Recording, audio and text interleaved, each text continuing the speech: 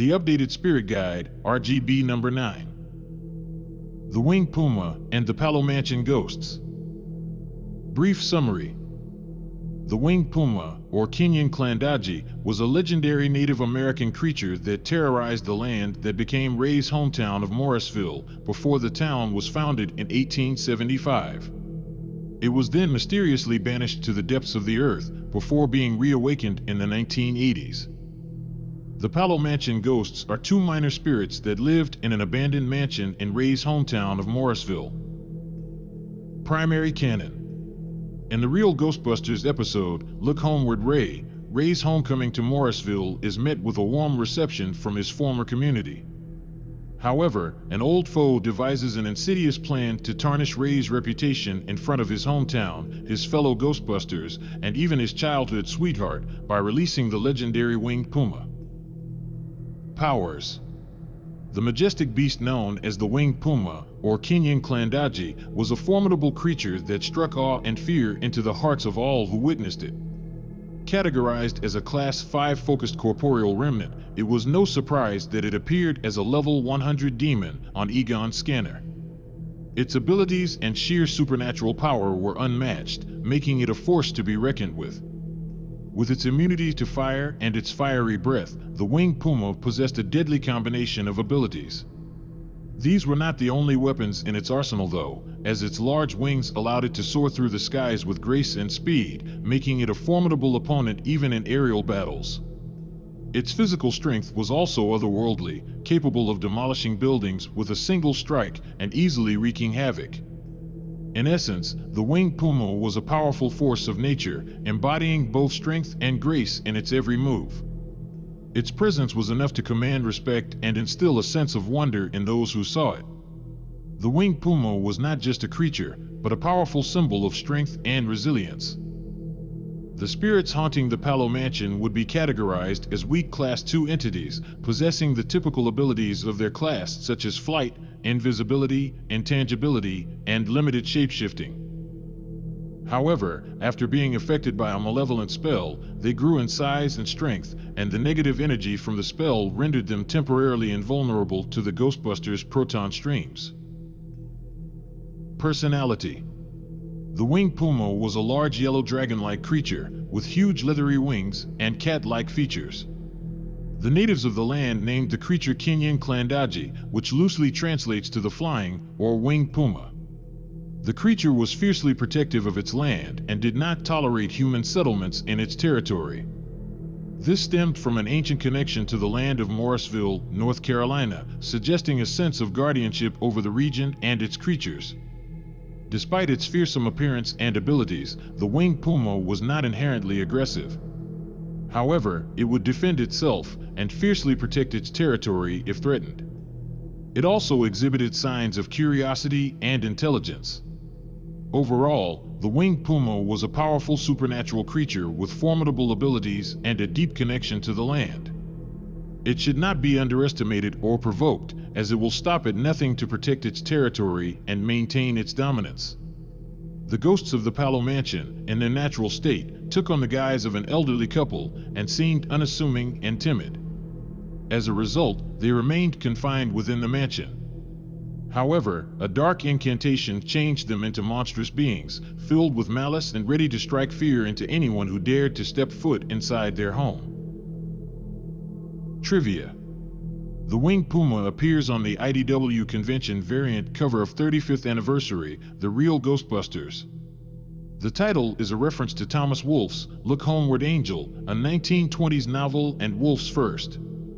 Ray says that Morrisville is only 30 miles away from New York, when in reality it is at least 200 miles away. In the episode's introduction from the Real Ghostbusters Complete Collection, Mark Scott Zachary reveals the inspiration for the episode came from various TV episodes where the characters go back to their hometown and things go awry.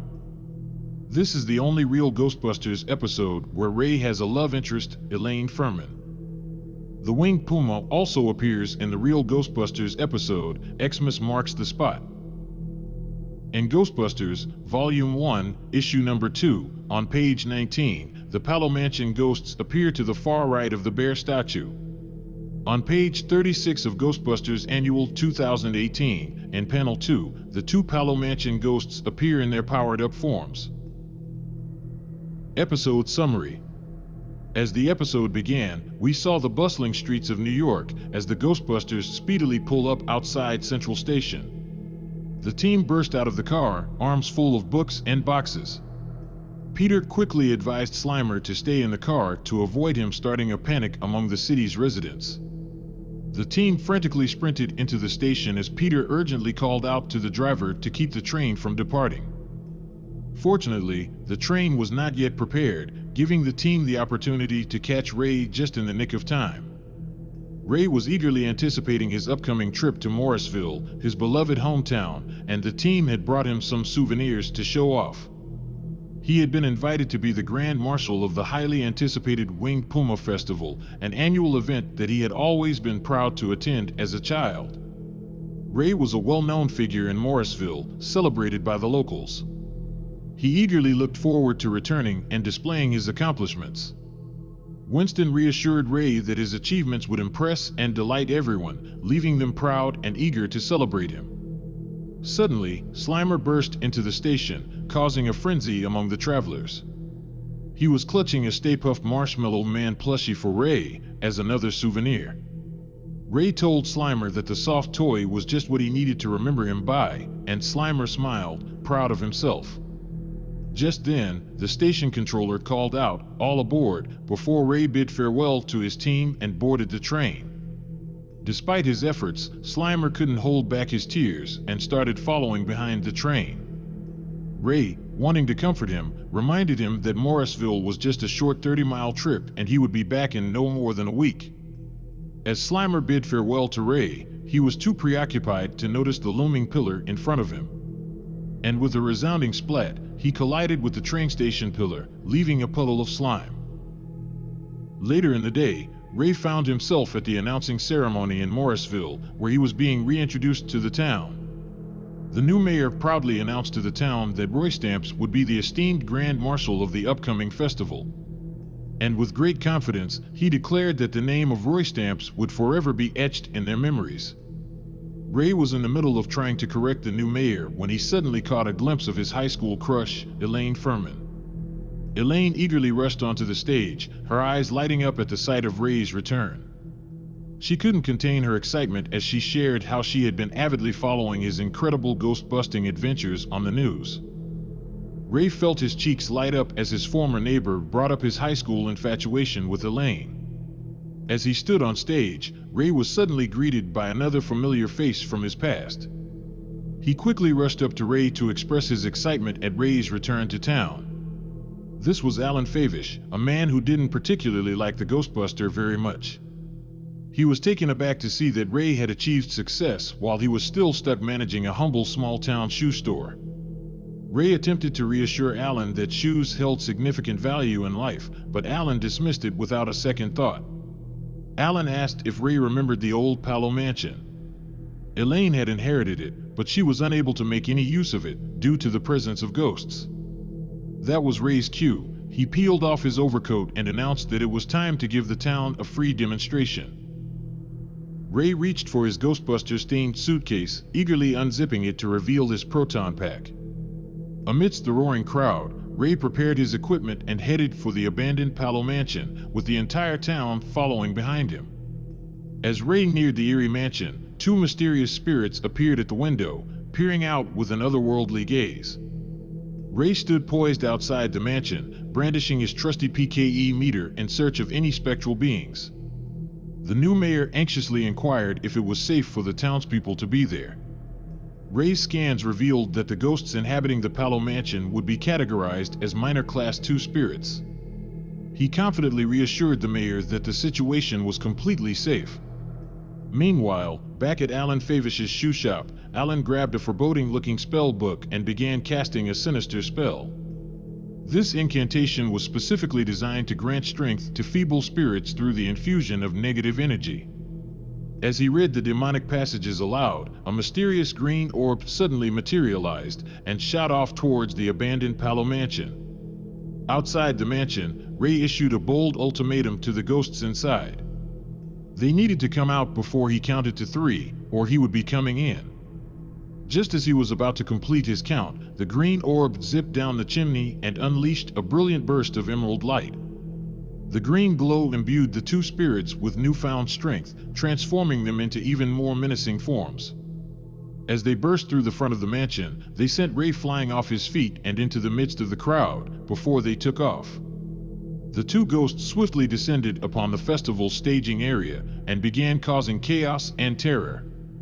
The looming ghost struck fear into the hearts of those setting up, causing chaos as everyone scrambled to find shelter from their menacing presence. The male ghost effortlessly flattened a tent, while his female counterpart sent a hot dog cart flying with a powerful kick.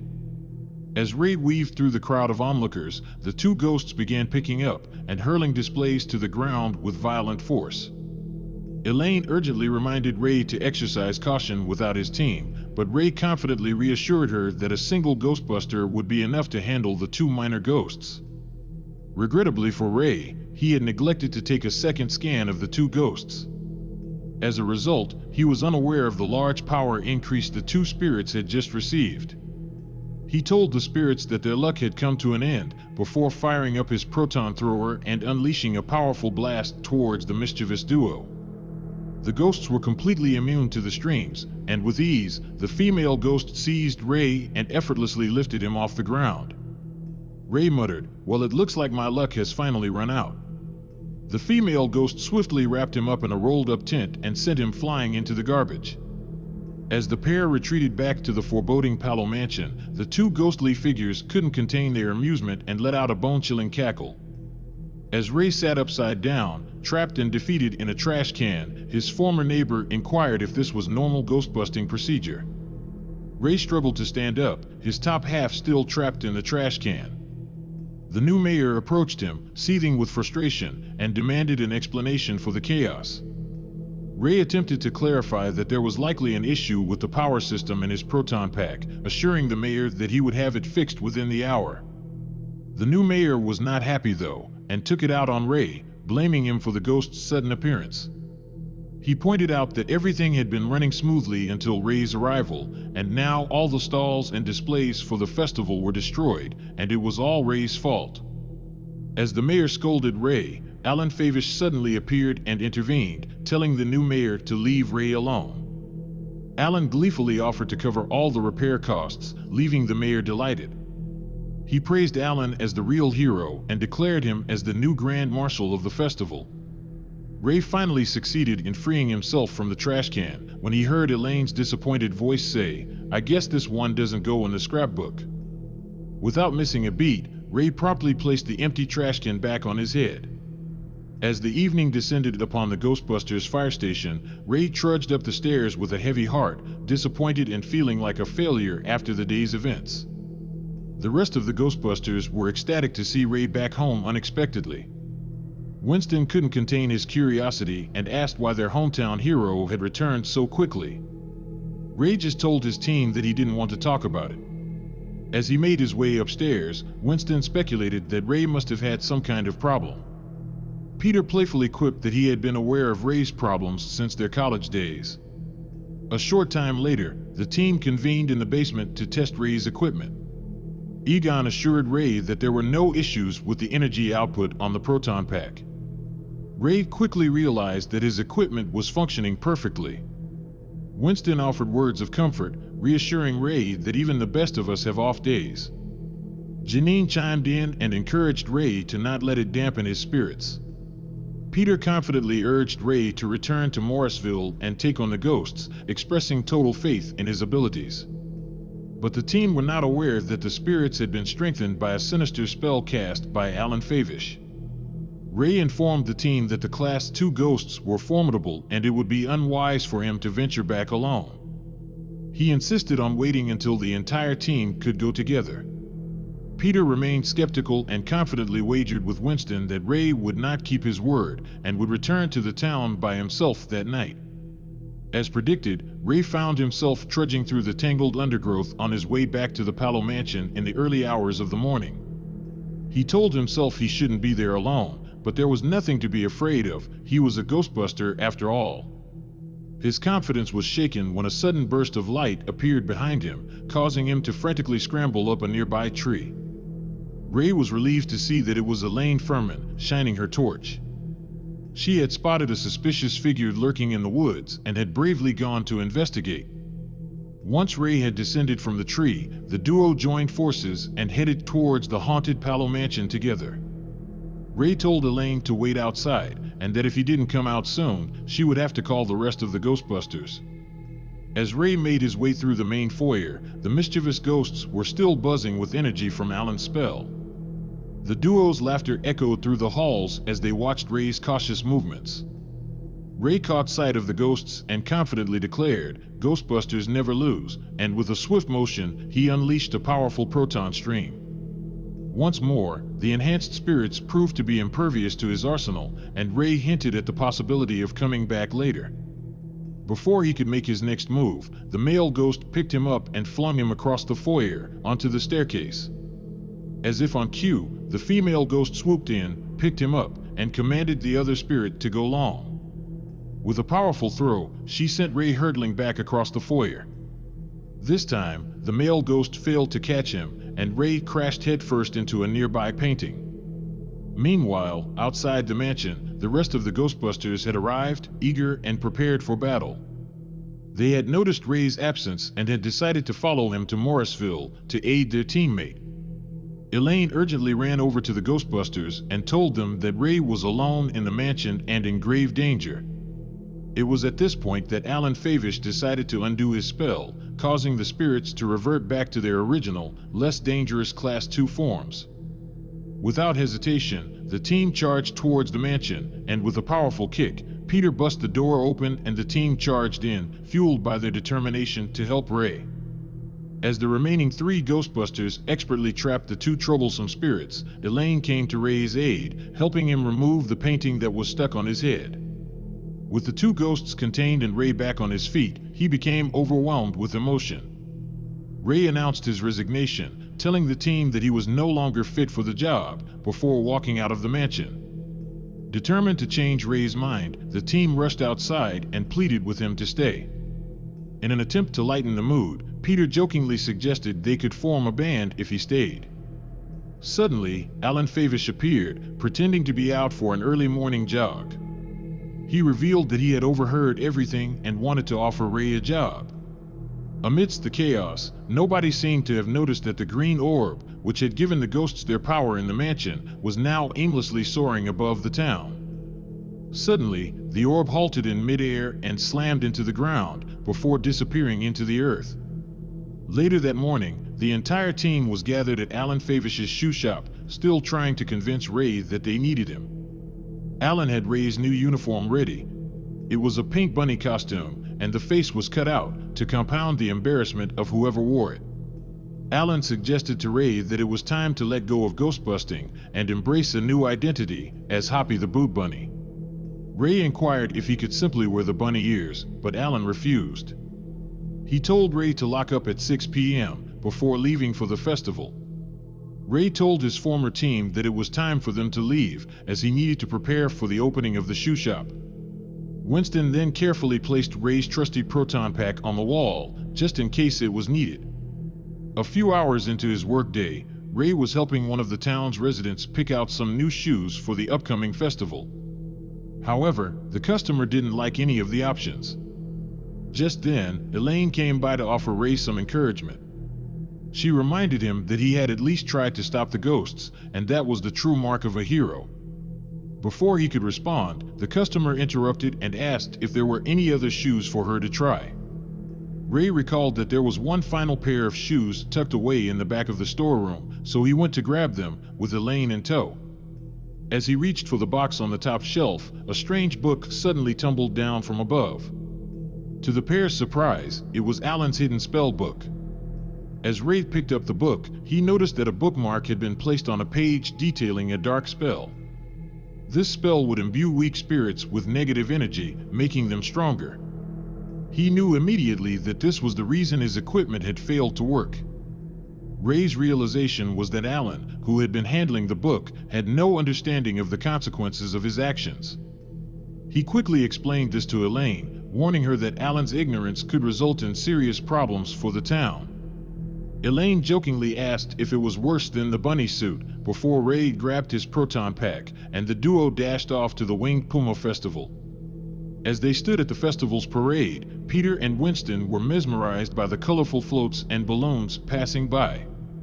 Egon, on the other hand, was busy surveying the area with his scanner. His expression turned grim as he informed the team that things didn't look good. Trying to lighten the mood, Peter playfully told Egon to take it easy on Ray, pointing at the ray-shaped balloon floating above. Egon was not joking. He earnestly informed Peter and Winston that he had detected a significant accumulation of negative energy. As he continued, he revealed that there was a substantial presence underground that was absorbing this energy.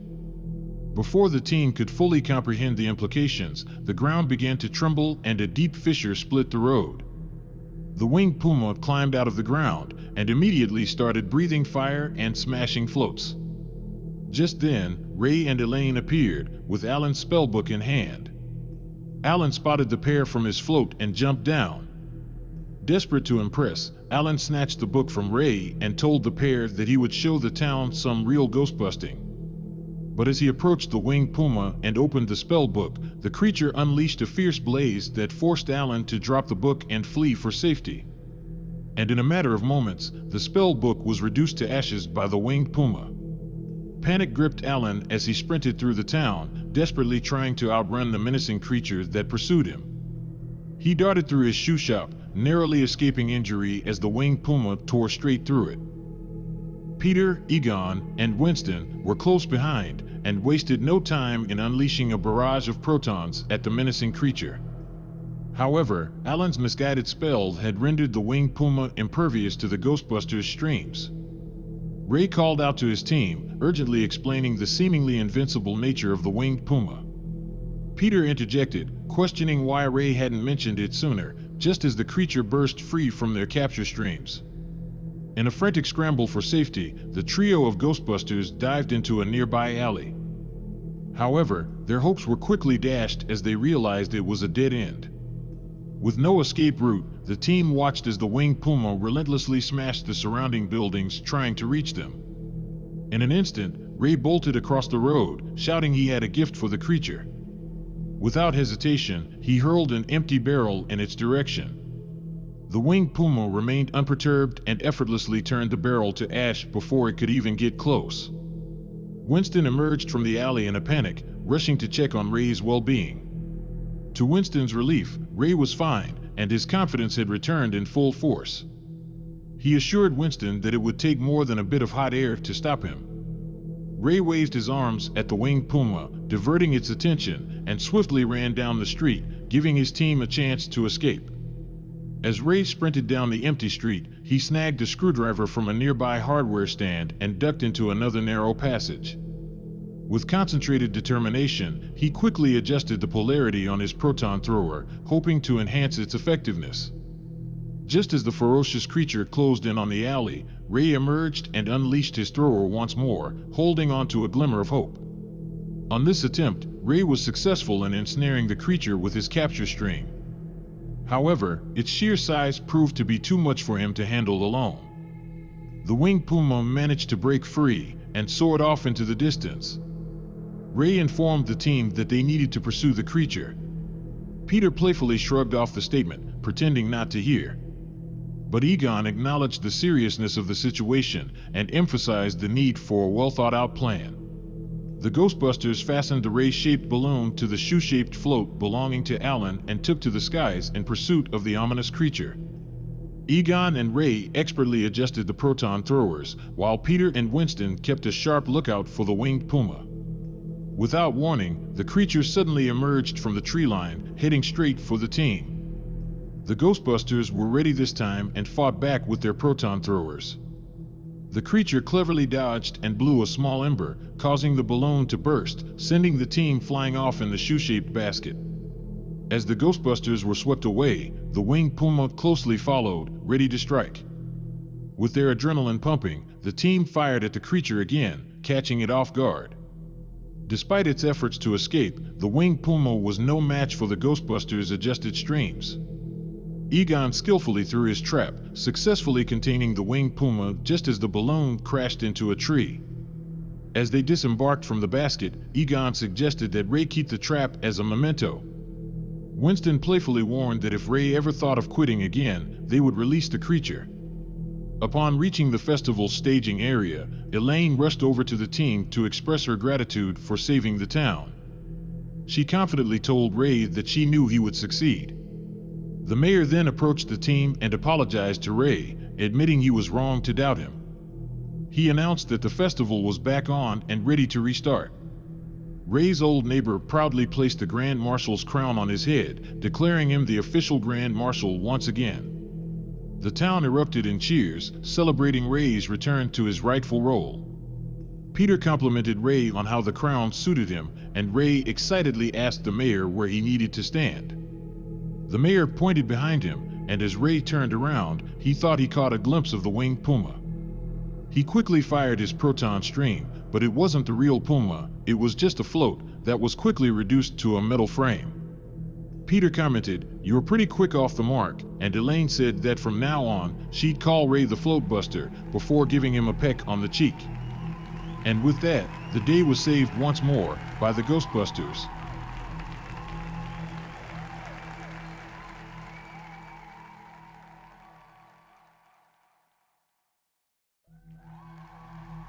Thank you so much for your time today. We appreciate every one of you. Please like and subscribe, and get notified whenever we upload new content. And once again, thank you all. Till next time.